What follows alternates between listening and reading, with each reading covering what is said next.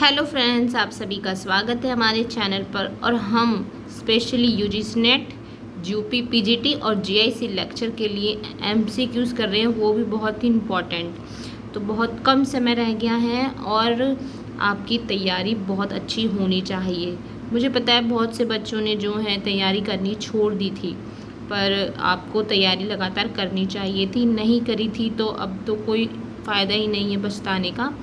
तो खैर, आपको एमसीक्यू ज़रूर लगाने चाहिए। और आपसे एक और मुझे बात पूछनी थी कि आप में से कितने स्टूडेंट जो हैं यूजीसी नेट का पेपर देने जा रहे हैं या आपने फॉर्म भरा है, तो मुझे कमेंट बॉक्स में ज़रूर बताइएगा। इसके रिगार्डिंग मैं आपको एक बात जो है आगे की वीडियोस में बताऊंगी, तो इसलिए मेरा ये जानना ज़रूरी है कि कितने स्टूडेंट यूजीसी नेट के लिए पेपर दे रहे हैं, वो भी सोशियोलॉजी से, मुझे ज़रूर बताइएगा। तो चलिए शुरू करते हैं ये वीडियो। हमने अब तक 41 तक क्वेश्चन कर लिए थे, अब उसके नेक्स्ट यानी कि 42 से स्टार्ट करना है। ये इसका पार्ट 2 है एमसीक्यूज़ का। तो बहुत ही अच्छे एमसीक्यूज़ हैं, तो चलिए शुरू करते हैं। क्वेश्चन नंबर 42, यदि सामान्य लक्ष्य की प्राप्ति के लिए लोग व्यक्तिगत रूप से कार्य करें तब यह क्या कहलाएगा? तो 42 का जो आंसर है वो ऑप्शन ए होगा, यानी कि वो एक प्रत्यक्ष सहयोग कहलाएगा। नेक्स्ट, जॉर्ज सिमेल ने संघर्ष के कितने प्रकार बताए हैं? तो 43 का आंसर ऑप्शन ए होगा, युद्ध। ठीक है। नेक्स्ट है, यदि व्यक्ति अपने पर्यावरण के साथ सामंजस्य बनाता है तो इस प्रक्रिया को हम क्या कहेंगे? 44 का आंसर ऑप्शन बी, यानी कि समायोजन करेगा वो। ठीक है। फिर है, समायोजन की विधि हो सकती है, तो 45 का आंसर ऑप्शन डी, यानी कि उपयुक्त सभी, समझौता, रूपांतरण और बाह्यता। नेक्स्ट क्वेश्चन देखते हैं, आत्मसातकरण एक प्रक्रिया है जो कि, तो 46 का आंसर क्या होगा? ऑप्शन बी, यानी कि अचेतन। नेक्स्ट है, संघर्ष की प्रकृति कैसी है? 47 का आंसर ऑप्शन डी, यानी कि व्यापक, व्यक्तिगत और चेतन प्रक्रिया। नेक्स्ट देखते हैं 48, सहयोग की विशेषताएं कैसी हैं? तो 48 का आंसर ऑप्शन डी होगा, ए और बी, यानी संयुक्त प्रयास और असीमित। नेक्स्ट देखते हैं, सामाजिक सहयोग की प्रकृति कैसी है? 49 का आंसर ऑप्शन ए होगा, यानी कि सचेतन। नेक्स्ट देखते हैं, सामाजिक प्रतिस्पर्धा प्रक्रिया का प्रमुख आधार है? तो 50 का आंसर ऑप्शन डी होगा, यानी कि उपयुक्त सभी, लोगों द्वारा लक्ष्य की प्राप्ति के प्रयास और सीमित स्थानों में से होड़ के आधार पर चयन और उचित नियमों द्वारा होड़ का संचालन। नेक्स्ट देखते हैं, संघर्ष का प्रमुख कारण क्या है? तो 51 का आंसर ऑप्शन बी होगा, यानी परस्पर विरोधी हित। ठीक है। नेक्स्ट क्वेश्चन देखते हैं, लेविसे-कोजर ने सामाजिक संघर्ष के किस पहलू को उजागर किया है? तो 52 का आंसर ऑप्शन ए होगा, प्रकार्यात्मक। नेक्स्ट है, फुटबॉल की खेल में दो टीमों के बीच होने वाली अंतरक्रिया में जो प्रतिस्पर्धा का स्वरूप है उसकी प्रकृति कैसी होती है? तो 53 का आंसर जो होगा ऑप्शन ए होगा, अवैयक्तिक प्रतिस्पर्धा। ठीक है। नेक्स्ट क्वेश्चन देखते हैं कि प्रतिकूलता का प्रभाव समाज की किस सामाजिक प्रक्रिया को बताया गया है? तो 54 का जो आंसर होगा वो ऑप्शन डी होगा, यानी कि संघर्ष। नेक्स्ट क्वेश्चन, सामाजिक आदर्शों में संघर्ष प्राय तब होता है जब, ऑप्शन बी सही होगा, अपूर्ण समाजीकरण हो। नेक्स्ट क्वेश्चन देखते हैं कि किस लेखक के द्वारा सहयोग की परिभाषा किसी सामान्य लक्ष्य तक पहुंचने की लालसा रखने वाले दो या दो से अधिक व्यक्तियों के द्वारा सम्मिलित रूप से किए जाने वाले लगातार प्रयास के रूप में की गई है? तो 56 का क्या आंसर होगा? ऑप्शन ए, यानी कि मेरिल एवं एलरिच। नेक्स्ट है, निम्नलिखित में से कौन से कारक आत्मसातकरण में सहायक होती हैं?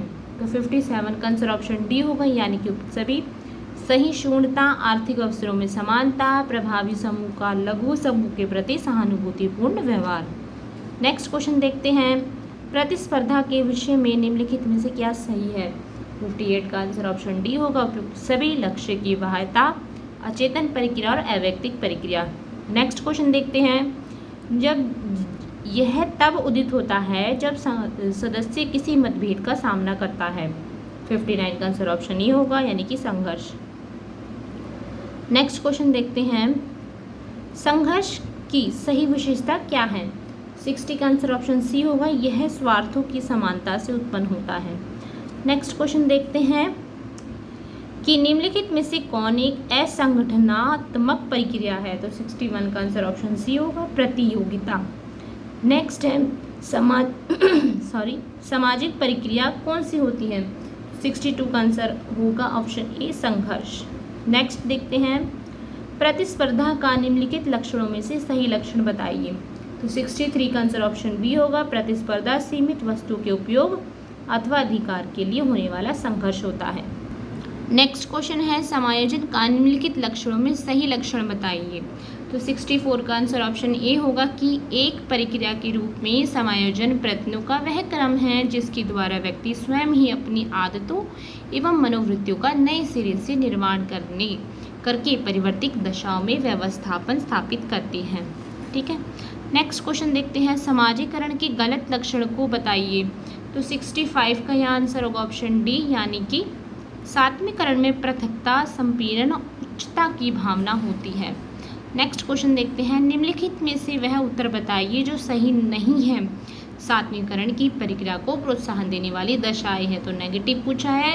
66 का जो आपका आंसर होगा ऑप्शन सी होगा, यानी कि बल प्रयोग। नेक्स्ट, प्रतिस्पर्धा क्या होती है? तो 67 का आंसर क्या होगा ऑप्शन डी, यानी अव्यक्तित और अप्रत्यक्ष संघर्ष। नेक्स्ट है, निम्नलिखित संगठनों में से कौन एक प्रतिस्पर्धा एवं संघर्ष पर आधारित है? 68 का आंसर ऑप्शन सी होगा, एक औद्योगिक संगठन। नेक्स्ट है, कथन और कारण। कथन है कि प्रतिस्पर्धा स्वतंत्र बाजार अर्थव्यवस्था हेतु आवश्यक है। कारण है, प्रतिस्पर्धा से उत्पादों की गुणवत्ता को बढ़ावा मिलता है। तो आपका 69 का आंसर ऑप्शन ए होगा, ए और एस सही है और दोनों की व्याख्या भी सही है। नेक्स्ट क्वेश्चन, निम्नलिखित में से कौन से कथन संघर्ष और सहयोग के संबंध में सही है? तो यहाँ पर दिए हुए हैं, तो इसका आंसर क्या होगा 70 का आपका जो आंसर है वो है ऑप्शन डी, यानी कि 1 और 2। सहयोग सहचार्य होता है और संघर्ष वियोजनात्मक होता है। ठीक है, नेक्स्ट क्वेश्चन देखते हैं, सामाजिक संबंध होता है। तो 71 का जो आपका आंसर है ऑप्शन डी होगा, यानी कि आमने सामने का संपर्क। नेक्स्ट देखते हैं, निम्नलिखित में से किसने सहयोग के 4 प्रकारों स्वाभाविक, परंपरा निर्देशित और संविदात्मकता को चित्रित किया है? 72 का आंसर ऑप्शन सी होगा, निस्वेट ने। नेक्स्ट देखते हैं, वेबर ने प्रतियोगिता को किस रूप में परिभाषित किया है? 73 का आंसर ऑप्शन बी होगा, यानी कि शांतिपूर्ण संघर्ष। नेक्स्ट है 74, जब प्रतिस्पर्धा अपने मानकों को तोड़ती है तो वो किस में रूपांतरित हो जाती है? 74 का आंसर ऑप्शन बी होगा, संघर्ष में। नेक्स्ट है, प्रतिस्पर्धा में समहित है। तो 75 का आंसर ऑप्शन ए, यानी कि निषेधात्मक अंतरक्रिया व सकारात्मक लक्ष्य। नेक्स्ट है, यदि कई लोग मिलकर एक साथ किसी कार्य को कर रहे हैं तो वो क्या कहला जाएगा? 76 का आंसर ऑप्शन डी, यानी कि अप्रत्यक्ष सहयोग।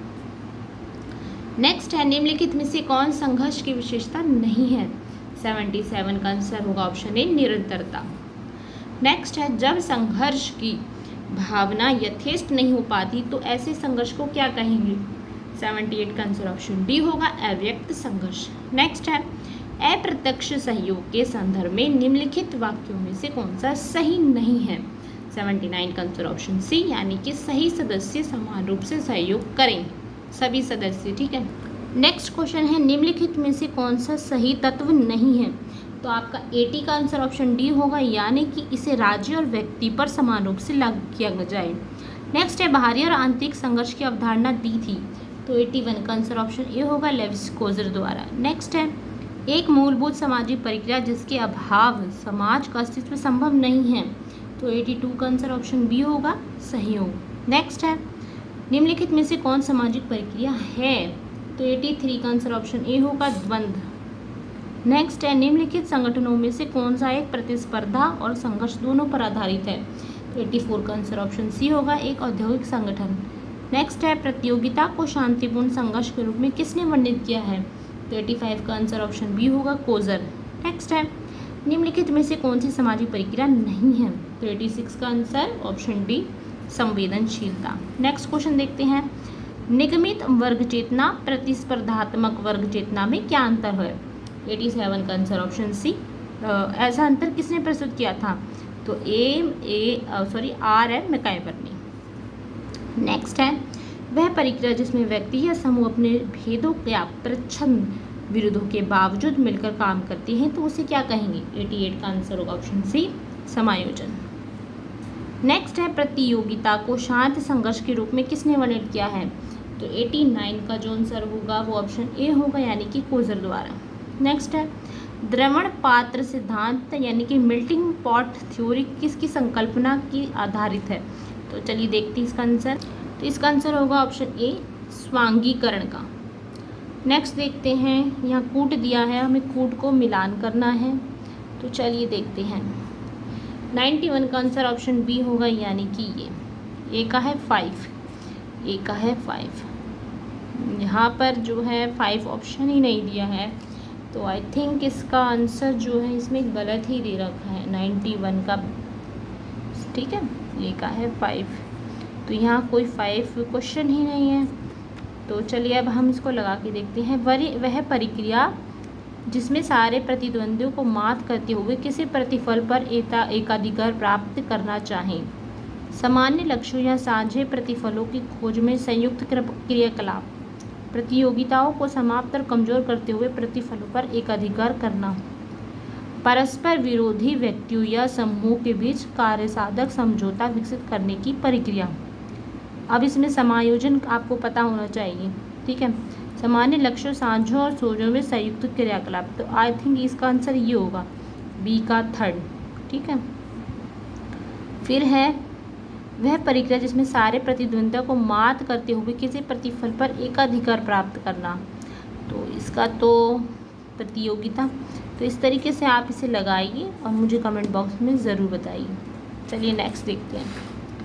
नेक्स्ट है, निम्नलिखित में से कौन सा कथन आत्मसातकरण की प्रक्रिया को निर्दिष्ट करते हैं? तो पहला है, किसी व्यक्ति या वस्तु के बारे में कोई मूल्यांकन या राय जो किसी के विचारों, अनुभूतियों और व्यवहारों को प्रभावित करती है। 2 है, वह सामाजिक स्थिति, सामाजिक अन्योन्य क्रिया को अनियंत्रित करने वाले मानकों और मूल्यों पर धीरे धीरे निर्मित होना जिसका लक्ष्य है। तो इसमें सही बताना है। 92 का आंसर ऑप्शन डी होगा, यानी कि ना तो 1 और ना ही 2। यहाँ पर देखिए। नेक्स्ट क्वेश्चन है, निम्नलिखित में से कौन सा एक द्वंद्व की एक कोटि का आधार नहीं है? 93 का आंसर होगा ऑप्शन बी, यानी कि मध्यस्थों की संख्या। नेक्स्ट है, कुछ परिश्रम यूरोपीय देशों में अप्रवासियों के सांस्कृतिक अधिकारों को मान्यता देना निम्नलिखित में से किसका अच्छा उदाहरण है? 94 का आंसर ऑप्शन सी, यानी कि एकीकरण। नेक्स्ट है, हमें इनको मिलाना है, तो 95 का आंसर ऑप्शन ए होगा, यानी कि ए का है 3rd।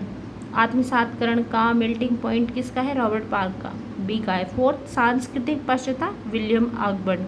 सी का है 2, युक्तिकरण, मैक्स वेबर। डी का है 1, संदर्भ समूह, हर्बर्ट हाइमन। तो अब तक के लिए यहीं पर ही हमारी जो है सीरीज MCQs की ख़त्म होती है। मिलते हैं नेक्स्ट वीडियो में, तब तक के लिए बाय, और अपनी तैयारी को और अच्छा बनाइए। तो मिलते हैं नेक्स्ट वीडियो में। तो आप सभी का बहुत बहुत धन्यवाद।